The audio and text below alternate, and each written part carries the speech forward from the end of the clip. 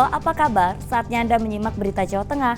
Bersama saya, Auriga Agustina. Sejumlah berita pilihan akan kami sajikan untuk Anda. Berikut 3 berita utama hari ini. Diduga akibat korsleting listrik, rumah yang ditinggal bekerja terbakar. Donasi warga Pati untuk berangkat aksi di depan gedung KPK RI tembus 160 juta rupiah. Bupati Pati Sudewo akhirnya diperiksa KPK.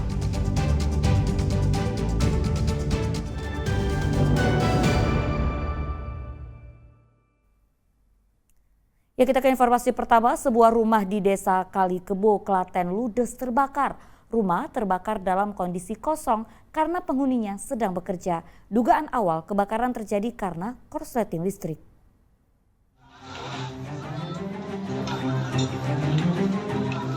Kebakaran rumah milik warga ini terjadi di Desa Kalikebo, Kecamatan Trucuk, Kabupaten Klaten, Rabu pagi lalu.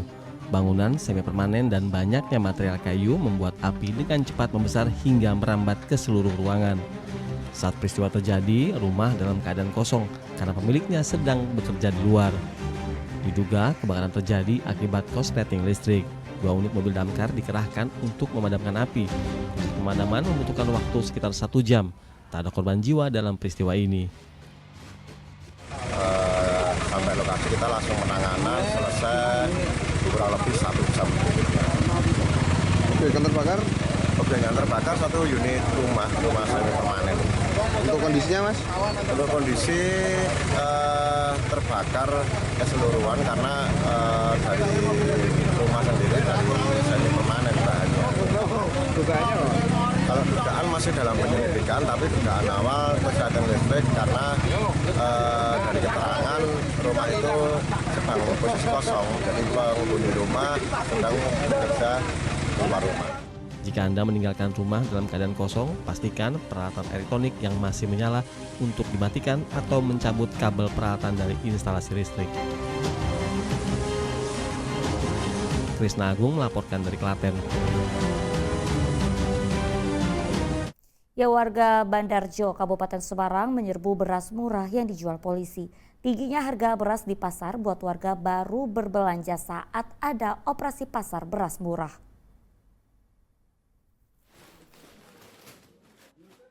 Semakin siang semakin ramai. Mahalnya harga beras di pasar membuat warga mendatangi kantor Kelurahan Bandarjo, Kecamatan Ungaran Barat, Kabupaten Semarang.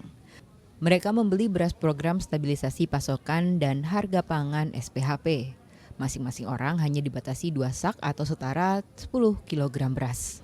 Untuk harga 1 saknya dijual Rp58.000, lebih murah dari harga pasaran di kisaran Rp65.000 per 5 kg. Program beras murah disambut baik warga karena bisa mengurangi biaya pengeluaran harian. Ya, ini sangat membantu untuk warga ya. Jadi karena selama ini kan beras kan juga agak mahal, dengan adanya seperti ini, jadi warga sangat terbantu dan bisa meringankan seperti itu. Bu, berapa sih Bu di pasaran sekarang? Untuk di pasaran saya melihat untuk beras yang ini seperti ini 62, 65, jadi agak berharian. Kalau di sini berapa Bu tadi? Ini 58. Ibu tadi beli berapa? Ini kalau saya pribadi 2, dan ini Titipan.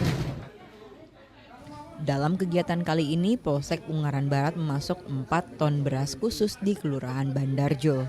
Selain di sini, pasukan beras juga akan disalurkan ke 21 kelurahan di Kabupaten Semarang. Sasaran masyarakat kita menyasar langsung ke warga ya, jadi ke warga masyarakat yang memang membutuhkan, masyarakat bisa membeli maksimal 2 bis dan itu dikonsumsi oleh masyarakat. Pak, itu apa hanya diperuntukkan untuk masyarakat Kelurahan Bandaran sendiri atau luas, masyarakat luas? Ya, kami hampir setiap kelurahan desa seluruh Kabupaten Semarang kita melaksanakan, hampir di setiap kecamatan, di polsek setiap polsek di Kabupaten Semarang melaksanakan serentak. Pas hari ini kita di Kelurahan Bandarjo. Saat ini harga beras tengah tinggi-tingginya. Tapi pemerintah terus mengklaim jika pasokan berasnya surplus. Dirjen Tanaman Pangan Kementerian Pertanian menyebut ketersediaan beras nasional ada 36,98 juta ton sepanjang tahun 2025, dengan surplus beras mencapai 2,5 juta ton. Yulianto melaporkan dari Kabupaten Semarang.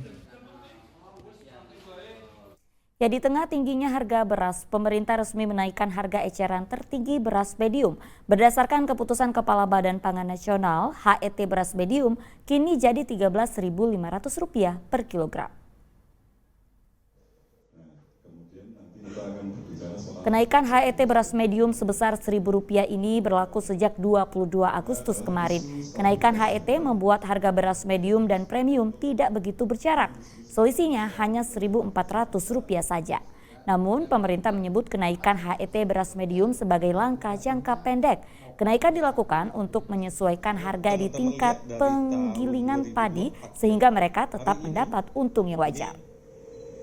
Tanggal 8 saya tuh agak kurang pas. Itu jangka pendek penyelesaian problem yang ada sekarang. Karena kalau tidak dikeluarkan itu, yang jelas penggilingan padi tidak akan sangat sulit dia menerapkan harga HET kita. Itu jadi pertimbangannya ya, di pertimbangan jangka pendeknya nanti kita akan duduk bareng-bareng lagi dengan stakeholder, tentu mengundang Pak Prof, mengundang Pak LB semua, kondusen kita undang semua. Kita duduk bareng-bareng membuat satu kebijakan, satu harga ini seperti apa bentuknya. Jadi tetap akan dijalankan? Akan tetap dijalankan sudah perintah dari Bapak Menko dalam rakortas. Kenapa medium aja Pak, nggak premium juga? Bukan, saat ini yang disesuaikan adalah medium doang. Ya, kalau biar jarak disparitas antara premium dan medium biar agak lebih dekat. Kalau kemarin kan agak jauh tuh. Kalau jauh ini orang akan larinya sedikit di medium, kemudian larinya ke premium. Nah, kita harapkan dengan begini akan seimbang dia. Penyesuaian harga eceran tertinggi beras medium ditanggapi lembaga negara yang mengawasi penyelenggaraan pelayanan publik. Ombudsman menilai penetapan HET beras harus dikaji kembali sebab hal itu terkait dengan konsumsi masyarakat. Selain itu program swasembada pangan khususnya beras punya tensi politik yang tinggi. Baik itu penetapan HET, baik itu premium maupun medium, sebetulnya bisa dievaluasi apakah ini rezim yang pas untuk melakukan stabilisasi. Jangan-jangan stabilisasi yang diperlukan itu hanya sederhana saja. Pada saat harga tinggi, maka gelontorkan sebanyak-banyaknya stok. Pada saat harga turun, seraplah sebanyak-banyaknya itu. Nah, itu saja. Nah, kalau itu bisa dilakukan, maka saya yakin mungkin ini tidak akan terjadi lagi. Kasus harga tinggi itu pasti akan terjadi menjelang Agustus, September, nanti berhenti di bulan Februari. Jadi ini sebenarnya drama tahunan. Pertanyaan saya, mau sampai kapan? Rasanya kita harus merenungkan bahwa swasembada ini tensi politiknya terlalu tinggi. Oleh karena itu harus diturunkan.